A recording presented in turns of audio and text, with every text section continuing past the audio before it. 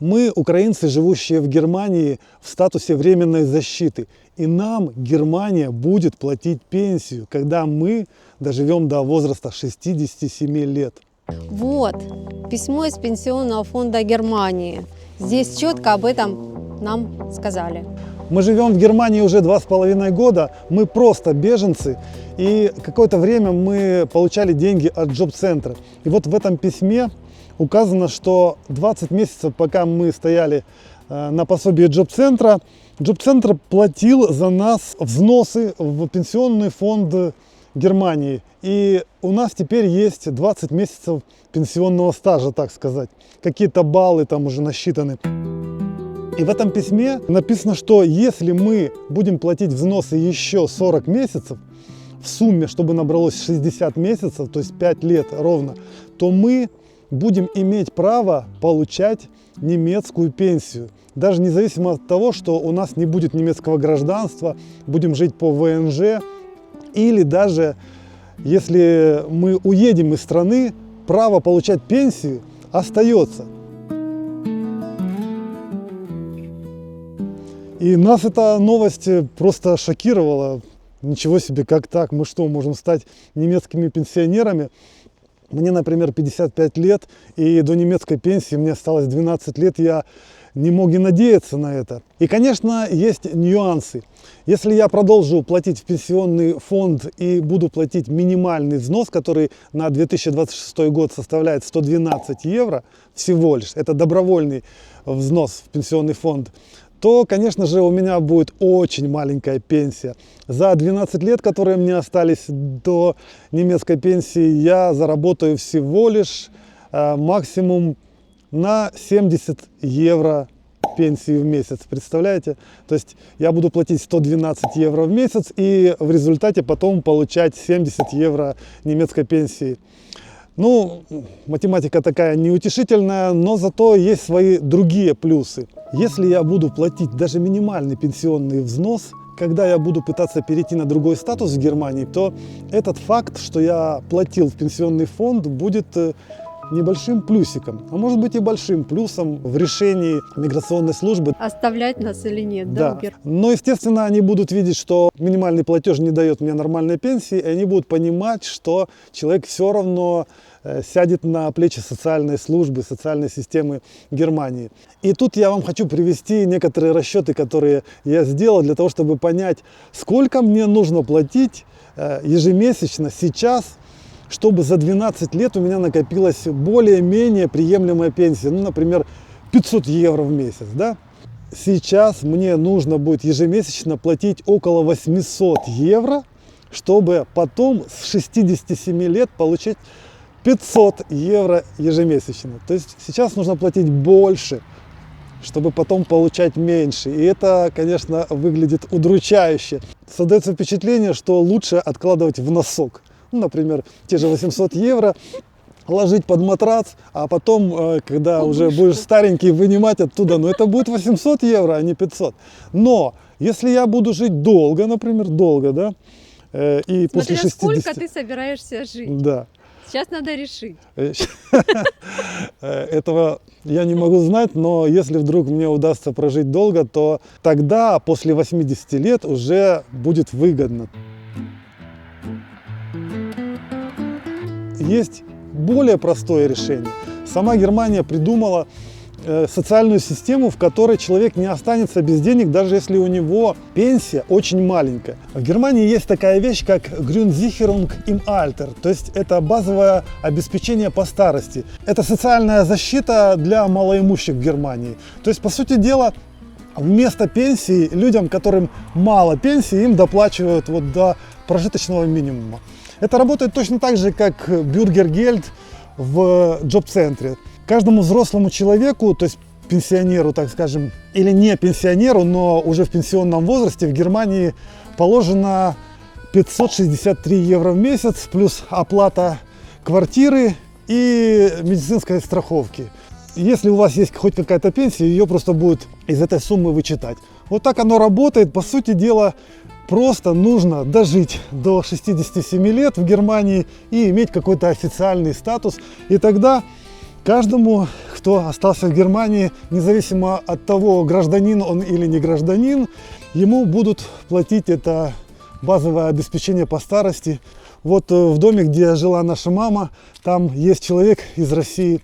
Он много лет проработал здесь, в Германии, но он не получил гражданство и не заработал себе на пенсию. Ну, так вышло. Но он получает вот это вот базовое обеспечение и живет, квартиру ему оплачивают, у него всегда есть на еду. Прекрасно живет, прекрасная квартирка. Единственное, что, расскажи, есть там условия, которые, может быть, не всем понравятся. Да.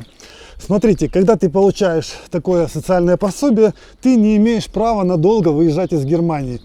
Если ты уехал больше, чем на полгода, и то нужно получать разрешение, то ты теряешь право на это пособие. И вот с этим человеком случилась интересная история этим летом. Он решил съездить к родственникам в Россию и попросил разрешения. Все сделал официально, но он уехал и немножко задержался. То есть он там пробыл, по-моему, чуть меньше, чем полгода. И когда он сюда вернулся, то ему уже закрыли выплаты. Он оказался без денег и был очень расстроен. Это была трагедия. Вообще он не знал, что делать, представьте себе. Да. Но зато позже я его встречал, он уже был сияющий, радостный, сказал, мне возобновили выплаты, все нормально, все на местах. То есть, по сути дела, немецкая система социальная, она не настолько и строга. То есть его как бы, может быть, и наказали какой-то вычетом одной месячной платы, там, пока его не было. Ну а сейчас дальше продолжают платить. Но в случае, если человек уже получил право на немецкую пенсию, то эта пенсия остается за ним все время, даже если он уедет за границу жить навсегда. Даже если он не будет гражданином Германии, но заработает пенсию, то эта пенсия за ним до смерти остается. Вот интересный Вообще факт. удивительная Германия, удивительная страна. Мы чем больше ее узнаем, тем больше поражаемся какой-то эмпатии к людям. Это просто удивительно. Да. Еще один момент с этой пенсией. Ты ее можешь забрать назад. То есть те деньги, которые ты вложил, ты можешь забрать. Человек, который долгие годы работал в найме, он вообще автоматически платит в пенсионный фонд. Там часть денег платит работодатель, а часть вычитается из зарплаты этого человека. Так вот, предположим, этот человек уехал из Германии и не собирается больше в ней жить. Пенсия у него маленькая, но он же вносил деньги ежемесячно. Это в сумме, может быть, там за много лет большая сумма. И он может ее получить назад. Именно ту сумму, которую вычисляли из его зарплаты, а не ту, которую платил работодатель. Я вообще не знаю такой страны, где такое вообще возможно. Но там тоже есть небольшие условия. Во-первых, человек должен уехать из Германии и вообще из Евросоюза полностью уехать. А во-вторых, он может получить эту сумму только по прошествии 2 лет после того, как он уехал из Евросоюза. Вот. Ну, в общем-то, тем не менее, если хорошая сумма. Если эта сумма, допустим, ты будешь платить там 12 лет, да, ты выплатишь 12 тысяч. То стоит подождать и 2 года, чтобы забрать свои 12 тысяч назад. Уехать в какую-то дешевую страну, ты живешь там в дешевой стране, допустим, вообще не в Евросоюзе, и потом вдруг получаешь вот так вот. Это как бы вклад. Мы теперь знаем, что у нас есть возможность вносить деньги в пенсионный фонд, и это даст нам право на немецкую пенсию, и мы собираемся это делать. Пишите нам, друзья, в комментариях, действительно ли это даст нам какой-то бонус. Стоит нам это делать или нет? Мы собираемся платить по 112 евро, но больше мы не сможем, к сожалению. Это нам еще 220 евро надо на будет двоих, плюс да. К платежам. Вот. И как бы мы склоняемся к тому, что все-таки будем платить. Да, пишите нам, стоит ли это делать, потому что, как бы выхлопа-то, в принципе, экономического от этого нету, но, может быть, есть шанс на то, что нам благодаря этому будет легче получить ПМЖ или же даже гражданство. Или лучше собирать их в кубышку.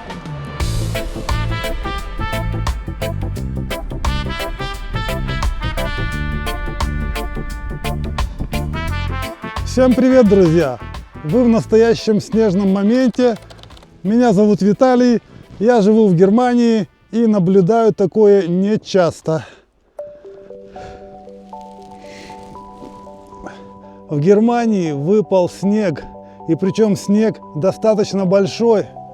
Сантиметров 40 местами, мне кажется, снега выпало. Сейчас пойдем померяем. Сегодня как в песне. Но с утра выпал снег, и к тебе не пройдешь, не оставив следа. А зачем этот след? Я сейчас нахожусь в городском парке рядом с детской площадкой, и здесь нет ни одного ребенка. Только что я звонил своему другу и спросил, пошла ли его дочка в школу сегодня. Он сказал, что она пошла, но ее отпустили домой. Точнее, всех отпустили домой, сказали, что сегодня школы закрыты, не работают. И все это из-за того, что выпал снег. Это удивительно для людей, которые живут в других широтах. Из-за снега там, из-за такого, который еще и лежит недолго здесь, при температуре +1 на улице, вряд ли закрывают школы. Но в Германии вот так. Школы не работают сегодня, никто не учится. Я вам показываю лавочку. Вы можете сами видеть, сколько снега нападало за ночь.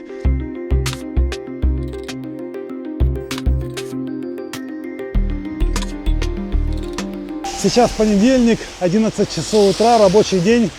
И, как вы видите, никто ничего не чистит пока. 11 утра перед вокзалом. Вот основная парковка для встречающих. Ну и, как видите, такая вот картина. А вот и техника, смотрите. Вот две машины едут чистить. Они в первую очередь чистят, где остановки общественного транспорта. Ну и вот основные дороги. Бац, погнали чистить.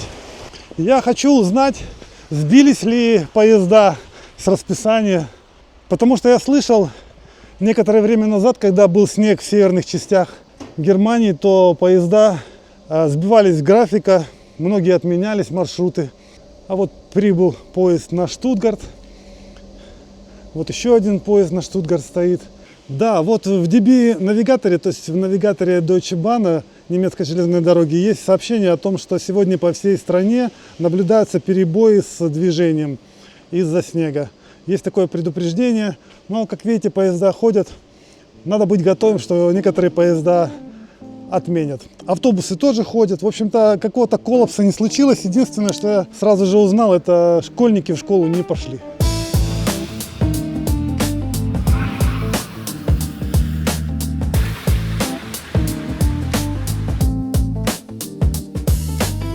Камера фиксации скорости машин тоже замаскировалась.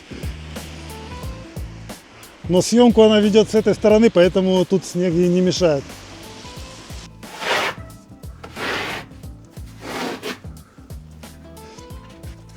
Снег такой только баб лепить, снежных. Он такой сразу снежку сделаешь, бросаться можно хорошо. Пошли в снежки. Этим занимаешься. Да. О, какой красивый снеговичок. Я нашел лопату в подвале. Она такая старая, тяжелая. Но зато можно почистить снег. Смотрите, вот машина моя.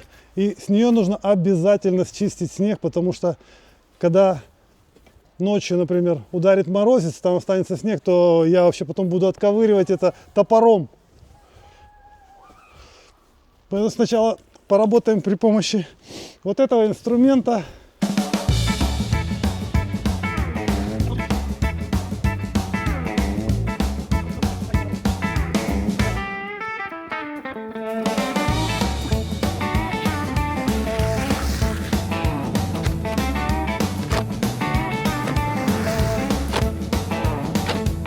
Целый час я очищал свою машину на улице вокруг, чтобы она не примерзла потом.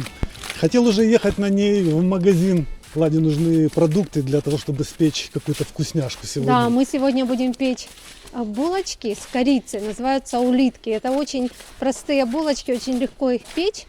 И для них надо очень мало ингредиентов.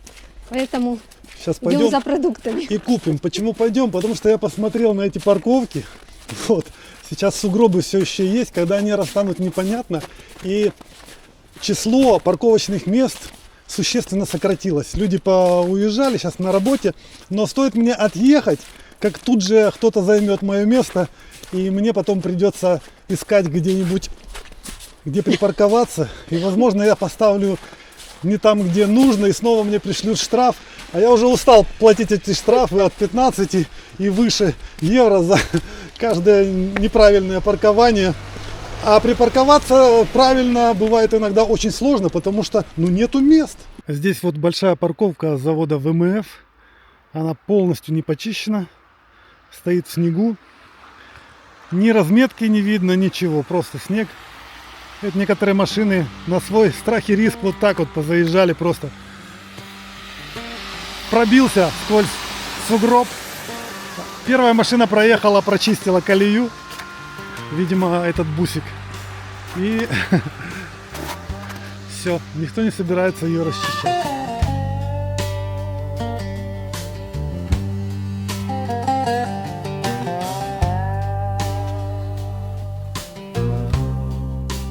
I was just a girl.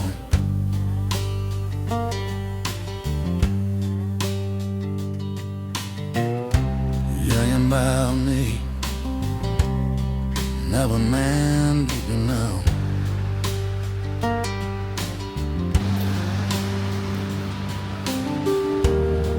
Young girl ever had me. So this world's a moon. Покупаем все необходимое на лады на приготовление, Это дрожжи. Вот они настоящие, живые дрожжи. которые для самогона используются, да, обычно? Да. Масло и молоко. Это практически все ингредиенты. Ну, еще корица. Ну, Да. мука у нас есть, сахар, соль есть. Ты забыла, вот самый главный ингредиент — это вино. Но это уже, да, это сверху. Ой, шутик. Картошка стоит евро 79, 2,5 килограмма. Дрожжи стоят 30 центов. А молоко стоит евро 19. Фант идет еще такое название, то есть еще 25 центов за бутылку сверху, потому что ее можно будет потом сдать. За пластиковую бутылку только. Да. За стеклянную бутылку ничего не берут. Да, да. Масло стоит евро 19 такое. 250 грамм. Да. Очень дешево. И скидка 20 центов на нем. Ух ты. Корица стоит 69 центов. И вино самое главное, из-за чего мы вам решили показать цены, стоит 2,69. Это очень дешево по сравнению, например, с Швейцарией. Да и с другими странами мы смотрели, вино приходится покупать в любой стране, где мы бываем. И в Испании, и в Черногории. И в везде. Украине оно стоит гораздо дороже. То есть спиться в Германии очень легко. И когда ты приезжаешь после Швейцарии и видишь за 2,69 бутылку вина, Да, в Швейцарии мы в магазине на винном отделе не нашли вина дешевле, чем 16 швейцарских Да. франков. да, Это колоссальная разница. грех не купить, друзья. Все. А еще мы сейчас попали в неловкую ситуацию в магазине. Мы встретили девушку, которая работает здесь, в отеле в Гаслингене. В одном из видео мы вам рассказывали про то, что мы ночевали здесь в отеле, специально сняли отель в нашем городе, хотя мы могли бы ночевать здесь. И она была удивлена, что она нас здесь увидела. Она считала, что мы приезжие. И мы Нам такие, было очень неловко. о, здравствуйте, как хорошо, да, мы вас помним. А потом думаю, мне надо ей, наверное, сказать, потому что у нее возникает недоумение, почему мы здесь. И почему... снимали отель, живя Да. в Гайслингене. Нам пришлось ей объяснять, что это был эксперимент, что мы для своих друзей, которые хотят приехать в Германию, мы узнаем про цены и про отели. Ваш отель самый дешевый.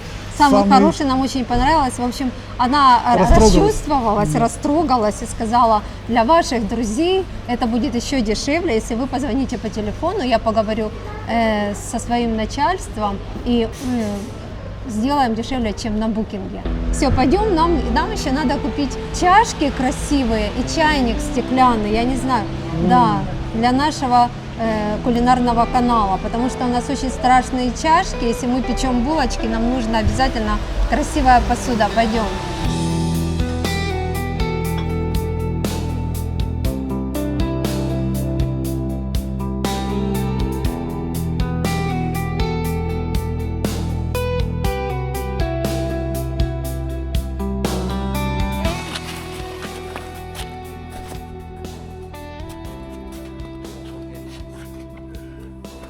как вы уже поняли, мы приобрели для мамы инвалидную коляску. Мы эту инвалидную коляску выписали, сходили к домашнему доктору, и он просто выслушал нашу просьбу. Мы сказали маме, все труднее и труднее ходить, на небольшие расстояния она ходит, но дальше не может. Он сказал, без проблем, выписал рецепт, мы пошли в специальное место, там, где дают эти коляски, выдают. Приходил человек, замерщик, он посмотрел маму и решил, что вот такая коляска ей подойдет. Мы заплатили 10 евро за доставку, я так понимаю, но на самом деле эта коляска полностью, если за нее платить, она стоит 100 евро. Вот посмотрите, вот такая коляска. Сейчас не самая лучшая погода для того, чтобы кататься на коляске, но она достаточно маневренная. У нее есть тормоза для того человека, который толкает, и есть тормоза, вот мама может сама затормозить вот таким образом, вот здесь с одной стороны, с другой, вот ручки такие, да? И вообще мама может сама попробовать проехать, а ну, прокати. Сложно? Ой, а с горки сложно, да. Управлять самой сложно. Особенно, да.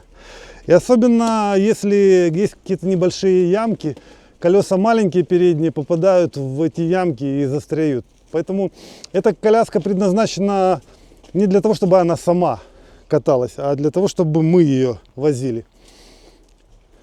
Большой плюс в том, что она складывается, и ее можно поставить в машину, в багажник, с мамой куда-то поехать и там погулять. Вот, дольше можно гулять. Ольга, вы, конечно, такая перепуганная. Вы боитесь, что упадете, да? Ну, первый раз. Первый раз. А дома вообще вам нравится коляска? Ну, дома с удовольствием, на ней приятно сидеть. И по квартире ездить, да? Ну, по квартире. Реально она работает как кресло просто. Она в ней сидит, и просто ей нужно Вяжет. с места на место, да, И переехать может переехать даже по квартире куда-то в соседнюю комнату или там. сама. Да. Конечно, наше жилье не предназначено для такой коляски, потому что если мама совсем перестанет ходить, у нас есть лестница, в которой 11 ступенек, и это будет очень большая проблема. Я не знаю, мы написали туда в социальную службу, и, возможно, они будут что-то думать в этом плане, может, квартиру другую. Ну, квартиру другую это очень сложно. Я не знаю. Мама сама пытается ехать. Мама, помнишь, где тормоза? Тормози, тормози, а то в снег уедешь. Ну, а мы сейчас проверяем Германию на дружелюбность к людям с ограниченными возможностями, на то, как легко им перемещаться здесь, особенно в такую погоду, когда лежит снег. Когда идешь по снегу, вот едешь по снегу, она сразу же застряет, моментально застряет в таком снеге, невозможно перемещаться. Поэтому нам подскочил мужичок какой-то прохожий вообще, схватил коляску, начал нам помогать выбраться из снега. Вот как здесь. Все, мы в тупике. Сейчас маме придется либо вставать, либо... Поедем назад. Да. Потихонечку. У нас сегодня посещение врача, кстати, поэтому Чуть-чуть. мы сейчас сложим коляску в багажник машины и поедем уже к доктору на осмотр. Мама сдала анализы. В общем, время от времени мы проверяемся у доктора. А летом вообще будет хорошо, снега не будет. И, в общем-то, по хорошим асфальтированным местам. Коляска довольно-таки легкая, поэтому ее легко Толкать, возить. да? Если бы она была тяжелая, было бы сложнее. Даже Лада может вот так. Даже вот. я могу в горку.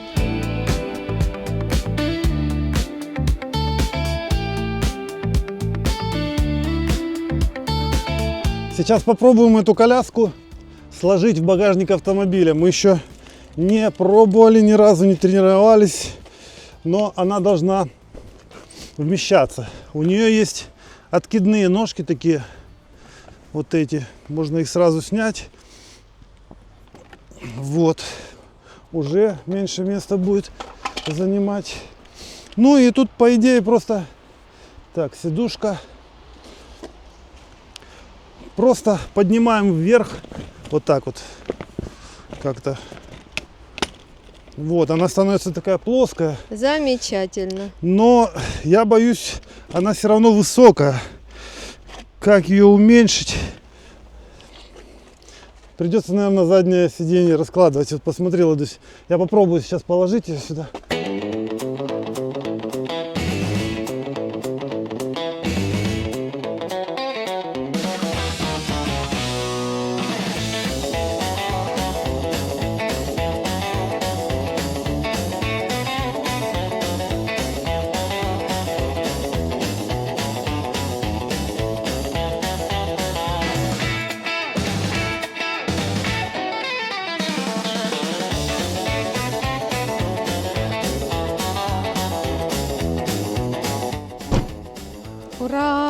Закрылась. Все, можем Только- путешествовать. Только эту панель придется куда-то еще Но это девать. уже ничего страшного, даже без панели.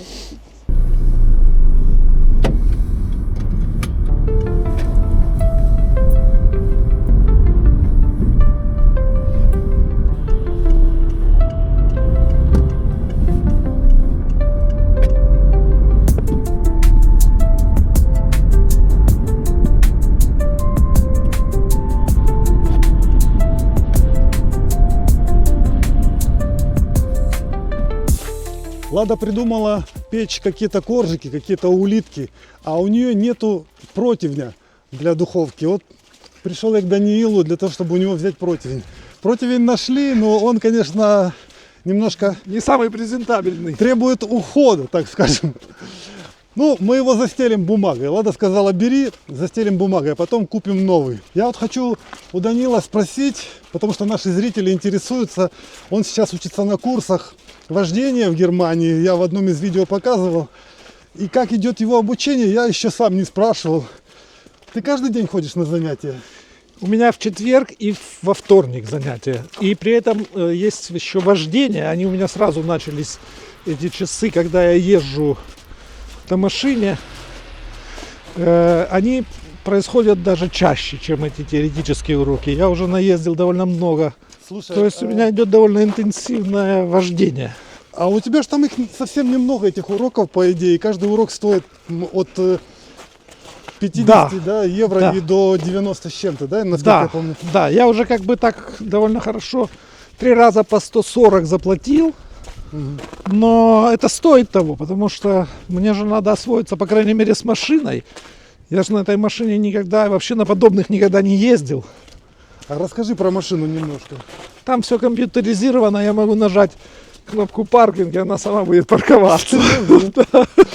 Слушай, ну ты говорил вчера, когда выпал снег, вот этот вот, остатки которого сейчас лежат Ну, на улицах. Даже сейчас это было бы трудно, например, Да. здесь парковаться. И у тебя был урок по парковке. А Да, где? да, Где да. это происходило? На каком В паркинге? Гайслингене. Я просто гонял по Гайслингену. На всякие маленькие улочки типа этой заезжали мы. Ага. И вот, И в таких например, местах пробовали, да? Да, вот, например, где-то более-менее почищено, и нужно ехать, а снег мешает, и я как бы там приходится газовать, Мгм. и это все как бы при наличии близ стоящей машины это опасно. Достаточно опасно, да? Да. И он так потом плюнул, сказал, ладно, будем это делать, когда снег растает. Так подожди, ну а получается она сама не паркуется, раз у тебя не получается, да? Там- Не, я этот паркинг, парктроник этот не использовал. А, Но- тебе надо но- научиться без него, да? Но я могу его использовать. И может быть даже будет такое задание на экзамене. Теория на немецком языке, я так понимаю, что ты просто прослушиваешь, там ходишь, но ты дома занимаешься, да? У тебя есть программа, по которой ты изучаешь правила дорожного движения. Да, есть программа, и даже мне удается что-то понять, хотя все это не на Hochdeutsch. Мне не удалось их убедить перейти на Hochdeutsch. Они даже покивали головой, но, видимо, автоматизм срабатывает. А, ты И имеешь в виду публика- про учителя, да? Про учителя, да. А, он разговаривает на швебиш, дочь, На да? швебиш, да. И мне там понятно далеко не все, но все-таки удается понять. Удается. Вот Как бы беда. контекст я знаю, и как бы удается догадаться.Ясно. Ну а программа на каком языке у тебя, по которой ты занимаешься? Я просто решаю экзаменационные вопросы. А, ну, и там на Да, русском? у меня есть одна программа на немецком, самая свежая, Мгм. 2006 года, и 2005 на русском. А, ясно. То есть на русском все-таки легче, но ты же будешь издавать на русском, да? Типа вот.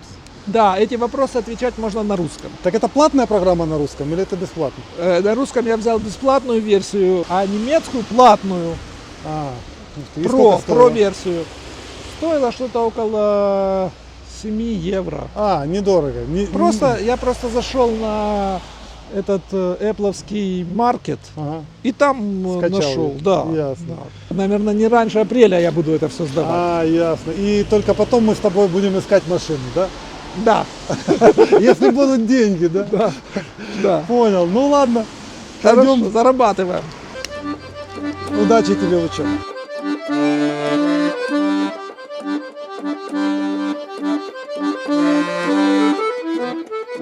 Thank you.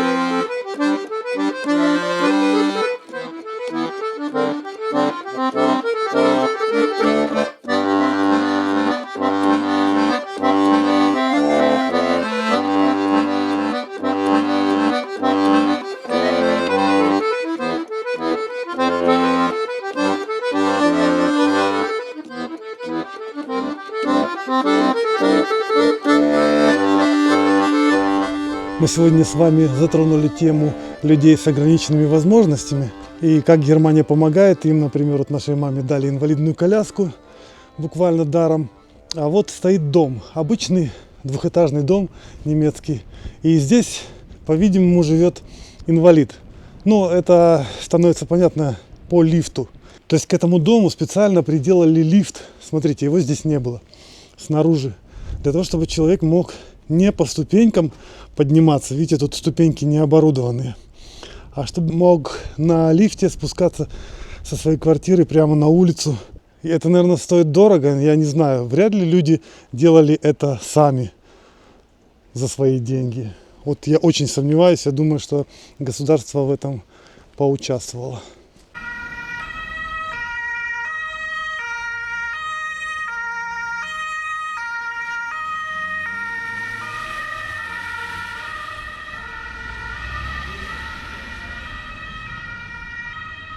Лада, когда увидела на фотографии этот противень, который я у Даниила взял, вот этот страшный, она сказала: нет, это не годится вообще, покупай новый. Я зашел в магазин Woolworth, вот сюда, и нашел вот такой подходящий противень. Он, конечно, меньше по размеру, но на нем нарисованы такие кондитерские изделия, которые Лада сейчас собирается печь, улитки.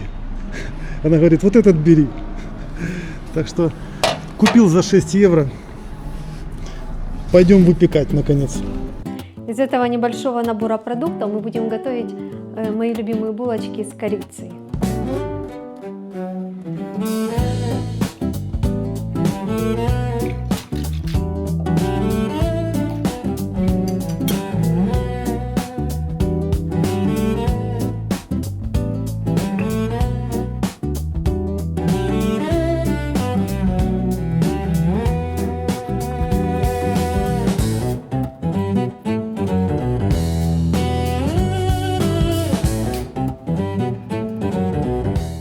Получились очень вкусные улитки.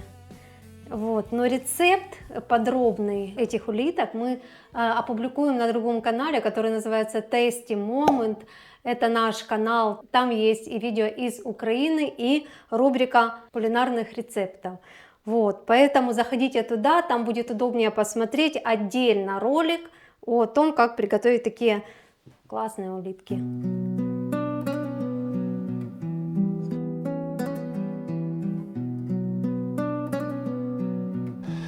Все, сейчас наливаем чайку понемножку, как в Китае. Ну что? Чай и булочки, ладно. Я не помню, когда ты последний раз такое готовила, но... Когда у меня был противень. Ясно. У меня просто не было противня. А теперь у меня есть противень, и теперь все хорошо. Мама, пробуй. Так, Ольга Лукинична, прошу. Дякую. Виталий Иванович. Мама тут сидела, говорит: что там у вас так вкусно пахнет? Конечно. Сахар, а вам нельзя же сахар. Мягкие, воздушные. Реально, как будто ты всю жизнь их пекла. Лимончик положи. Нет, так я готовила всю жизнь булочки. Да? Ты специалист? Когда мы жили в Ирпене, когда мы жили в Ольшане, в селе, я даже в печке готовила в этой, там, которая не приспособлена для без духовки. Выгребала дрова, вот эти угли, там паски. Ich komme aus der Ukraine, ich habe kein Zuhause. Ich lebe jetzt in Deutschland, ein neues Leben hier. Ich gehe jeden Tag zur Arbeit, ich lerne Deutsch zu sprechen. Ich sortiere meinen Müll, ich bleibe ruhig hier. Ich will nach Hause, aber ich kann nicht zurück. Ich bleibe hier, ich bleibe hier, ich bleibe hier.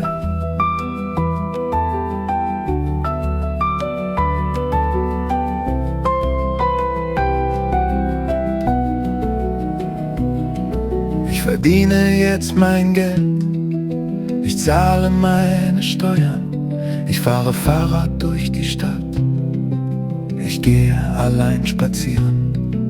Ich kaufe meine Lebensmittel, warte auf sonnige Tage. Ich trage meinen Regenschirm, wenn es regnet hier.